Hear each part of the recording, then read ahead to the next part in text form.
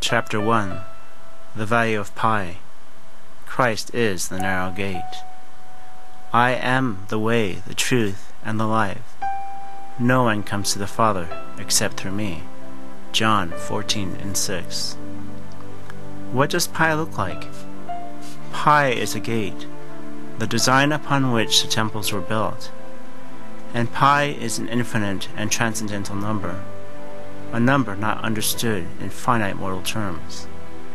And Einstein said that if he could comprehend pi, then he could comprehend God, for pi is the number of God.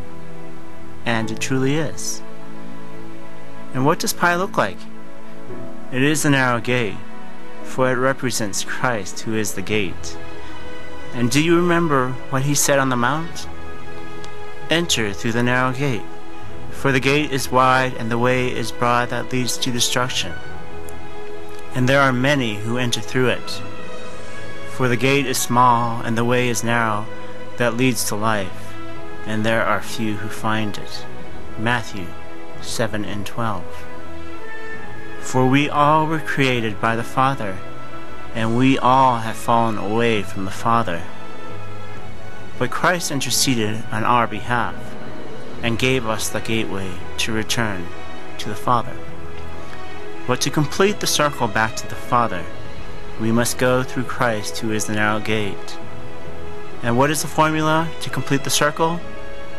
The formula of circumference is pi times diameter.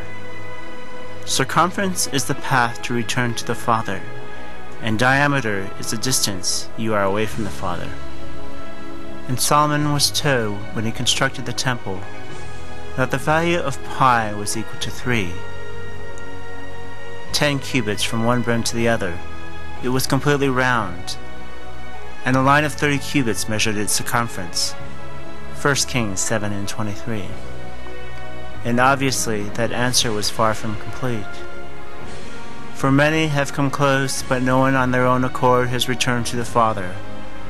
For this is humanly impossible, for pi is an infinite number. That is, until Christ the Son came down to mankind. For he is the gate, the way, the truth, and the life. No one can go to the Father except through me. John 14:6. Yes, Christ is pi. When we go through him, then we return to the Father. But no one can return to the Father except through him.